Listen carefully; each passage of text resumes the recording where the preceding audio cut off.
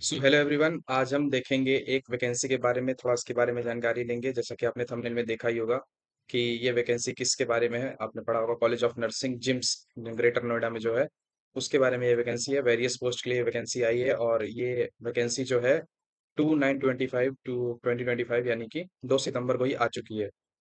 ठीक है, तो डिटेल में जानेंगे इस वैकेंसी के बारे में, क्या क्या क्वालिफिकेशन मांगा है, क्या क्या एक्सपीरियंस मांगा है और कौन कौन है एलिजिबल इसको अप्लाई करने के लिए, कब तक इसका लास्ट डेट है, कैसे फॉर्म भर सकते हैं, सारी चीजें डिस्कस करेंगे। तो कोरिकेंडम में क्या बताया है कि qualification and experience for various faculty post, advertisement number दिया है।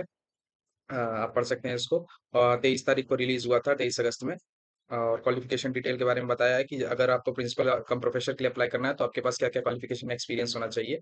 आपके पास एमएससी नर्सिंग होना चाहिए और वो total of 15 years experience with MSc nursing, out of which 10 years of MSc nursing in collegiate programme. ठीक है, आपके पास 15 साल का एक्सपीरियंस होना चाहिए जिसमें से 10 साल एमएससी नर्सिंग किसका होना चाहिए, कोलिगेट प्रोग्राम का। ठीक है, और इसमें आपको क्या होना चाहिए, पीएचडी नर्सिंग इज डिजायरेबल। ठीक है, तो प्रिंसिपल की पोस्ट के लिए आपने देख लिया क्वालिफिकेशन क्या क्या चाहिए। वाइस प्रिंसिपल के लिए देखते हैं क्या क्या मांग रहा है। MSc nursing total 12 years experience with MSc nursing, out of which 10 years experience after MSc nursing, PhD nursing is desirable। ठीक है, 10 साल एक्सपीरियंस मांगा है जिसमें से 12 साल टोटल एक्सपीरियंस मांगा है जिसमें से 10 साल आपका एमएससी नर्सिंग होना चाहिए।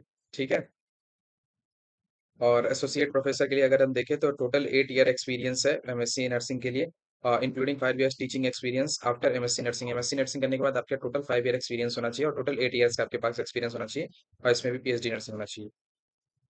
और असिस्टेंट प्रोफेसर के लिए देखें अगर हम तो इसके लिए भी एमएससी नर्सिंग है, टोटल 3 ईयर्स टीचिंग एक्सपीरियंस चाहिए और पीएचडी नर्सिंग।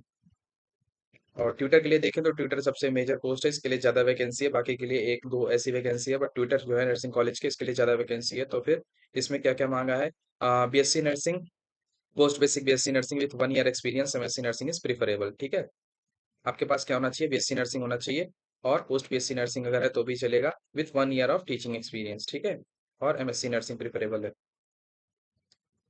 और ये आपको आगे पीडीएफ में क्लियर में दिखेगा, ये एडवर्टीजमेंट है न्यूज़पेपर आर्टिकल का। तो ये रहा क्लियर पीडीएफ में। ये 23/8 को रिलीज हुआ था, 23 अगस्त 2025 को।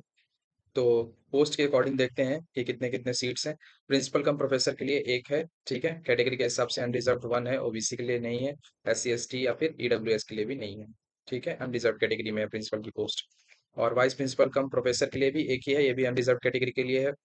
और मतलब इसमें आपको अनरिजर्व में अप्लाई करना है, आपको कोई रिजर्वेशन नहीं मिलेगा। ओबीसी एससी एसटी का, ये जनरल कैटेगरी में अप्लाई होगा। ठीक है, और एसोसिएट प्रोफेसर के लिए भी 2 वैकेंसी है। ठीक है, ये भी अनरिजर्व है, एक अनरिजर्व है और एक एससी के लिए है। ठीक है, तो ऊपर के 2 पोस्ट एक एक है, वो भी किसके लिए, अनरिजर्व कैटेगरी में। नीचे का जो एसोसिएट प्रोफेसर है वो एक अनरिजर्व है और एक एससी के लिए है। और असिस्टेंट प्रोफेसर जो है उसकी 3 वैकेंसी है, 3 सीट्स हैं, जिसमें एक अनरिजर्व है, एक ओबीसी और एक एससी है। ठीक है, ट्यूटर्स के लिए ज्यादा देखिए, ट्यूटर्स के लिए 18 पोस्ट है टोटल। ठीक है, जिसमें से अनरिजर्व 8 है, 5 ओबीसी हैं, 4 एससी हैं और एक ईडब्ल्यूएस सीट है। ठीक है, टोटल आपकी पोस्ट अगर हम देखें तो मोर देन 20 है, दैट इज 25 है, जिसमें से अनरिजर्व कैटेगरी के लिए 12 है, ओबीसी एप्लीकेंट्स के लिए 6 है और एससी के लिए 6 है, और ईडब्ल्यूएस जो कि इकोनॉमिकली वीकर सेक्शन वाले उनके लिए एक सीट है। ये हो गया टोटल। हमने अभी डिस्कस किया क्या पोस्ट कैसे हैं और सीट्स कितनी है। ठीक है, और हमने अभी देखा कि कब की वैकेंसी आई है, 23 अगस्त की। अब देखिए इसमें पे स्केल बताया आपका कितना होगा, ये आप पढ़ सकते हैं, स्क्रीनशॉट लेके आप पॉज करके पढ़ सकते हैं कि चीजें यहाँ भी कुछ नोटिफिकेशन के बारे में कुछ ये चीज पढ़ लेते हैं कि एलिजिबिलिटी में क्या क्या मांगा है। The upper age limit age on the last date of application submission, जब हम एप्लीकेशन को लास्ट डेट सबमिट कर रहे हैं तो क्या होना चाहिए आपका age, upper age limit. For the post of faculty कितना होना चाहिए, 50 years, and for the post of tutor that should be 40 years. अगर आप फैकल्टी के लिए अप्लाई कर रहे हैं तो 50 ईयर्स और पोस्ट ऑफ ट्यूटर के लिए 40 ईयर्स। ठीक है, अपर एज लिमिट डिस्कस किया है।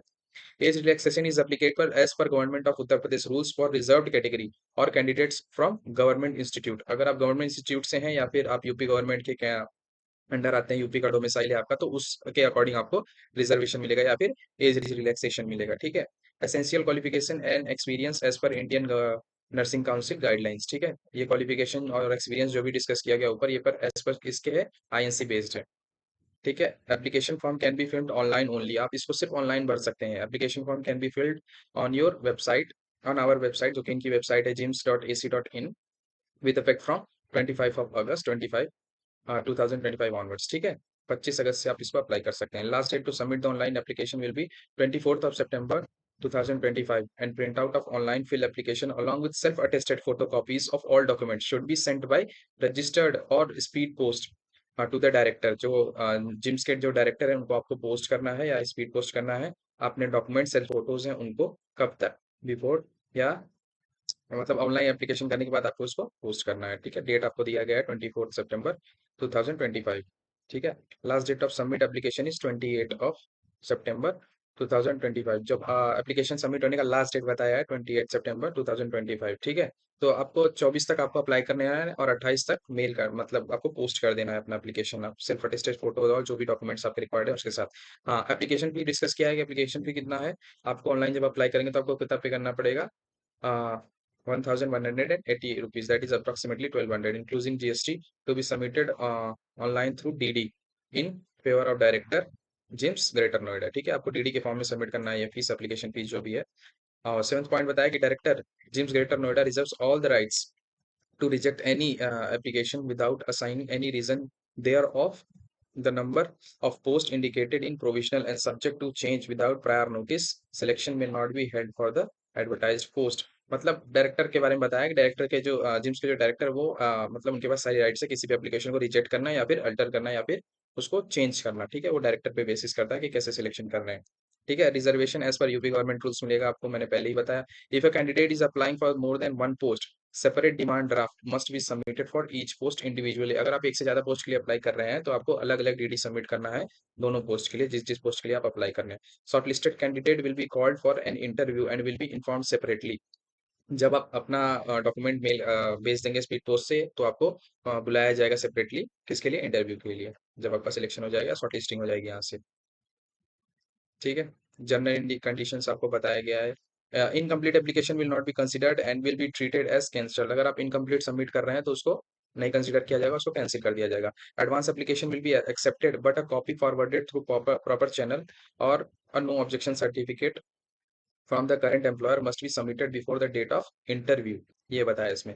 Selection process for the post will be done through interview. Interview के थ्रू क्या होगा, सिलेक्शन होगा। आपने अपना फॉर्म फिल कर दिया ऑनलाइन, आपने डीडी भेज दिया, आपने वो पोस्ट करके अपने डॉक्यूमेंट्स भेज दिए, आपकी शॉर्टलिस्टिंग हो गई, उसके बाद इंटरव्यू हुआ, उसके बाद ही आपको बताया जाएगा आप सिलेक्टेड है या नहीं, ये इंटरव्यू बेसिस पे। ठीक है, application form is available at the institute website. आप ये देख सकते हैं, ये वेबसाइट नोट डाउन कर लीजिएगा, यहीं पे आप अप्लाई कर सकते हैं। Completed form should be sent with copies of proofs of education, academic qualification, experience, testimonials, research publications, etc. as indicated therein, along with an application fee।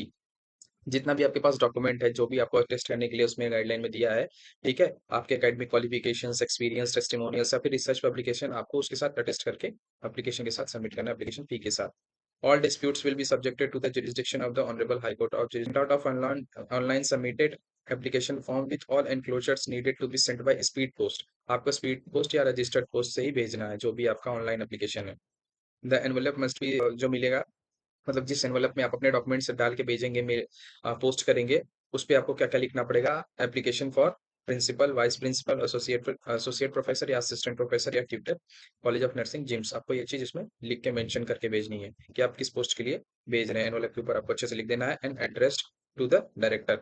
और किसको एड्रेस करके लिखना है, डायरेक्टर टू करके, director government of government institute of medical science Kasna greater Noida, ये address है। Application by hand will not be entertained. By hand application accept नहीं किया जाएगा। At the time of interview all required original documents and two set of self attested photocopies of two and two photographs must be brought.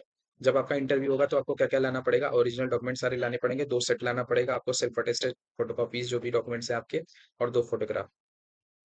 Educational experience only from institutions recognized by INC and state government will be valid। अगर आपका experience जो भी आप उसमें show कर रहे हैं अपने एक्सपीरियंस में, वो कहाँ से वैलिड होना चाहिए, आपका स्टेट गवर्नमेंट के अंदर होना चाहिए या फिर आईएनसी बेस्ड होना चाहिए, आईएनसी रिकॉग्नाइज्ड इंस्टीट्यूट होना चाहिए। ठीक है, no travelling allowance will be payable to the candidates, मतलब आपको कोई पैसा नहीं मिलेगा आने जाने का।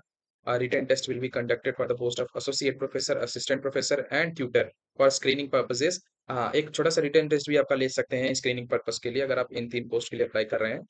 Where the number of applicants is more than 10, 10 से ज्यादा अगर एप्लीकेंट्स हो जा रहे हैं तब।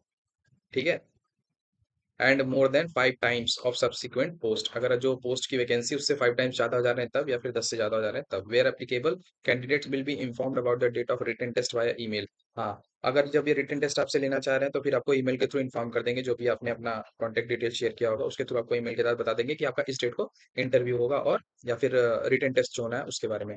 Shortlisted candidates will be informed via email for the interview date. ठीक है, आपको इंटरव्यू डेट के बारे में ईमेल के थ्रू बता दिया जाएगा। ठीक है, कैंडिडेट के लिए इंस्ट्रक्शन है कि the application forms need to be filled online. ठीक है, application will only be considered if the following documents are uploaded online. क्या क्या? डेट ऑफ बर्थ सर्टिफिकेट होना चाहिए। ठीक है, mentioned in matriculation certificate, certificates of academics qualification including marksheet and degree from each institutions of higher learning attendant and official transcripts of each examination passed, complete teaching and other experience certificates, reprints of 5, मतलब maximum 5 best original manuscripts published under publication, official certificates of distinction, prizes, medals, etc. received.